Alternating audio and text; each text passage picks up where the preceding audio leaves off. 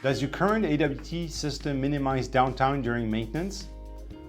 I'm Karim Mouneimne, ViVitro Labs President. The ViVitro Labs AWT system with dual control technology is designed to minimize downtime during maintenance interventions of the system.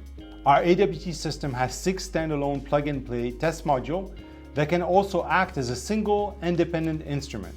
Our unique architecture lets engineers and technicians intervene on a single test module without disrupting or compromising test samples running in an adjacent module. You can change test module at will and replace them by simply plug and play a backup test module. The original test samples can be transferred back to the new or backup module without loss of data. The system automatically recognizes the new unit and adds it to the test data set of the test samples being studied, and the sample data is updated to identify only the replacement unit. If you are interested in minimizing downtime during maintenance of the AWT system, please call ViVitro Labs. We'll be happy to help you.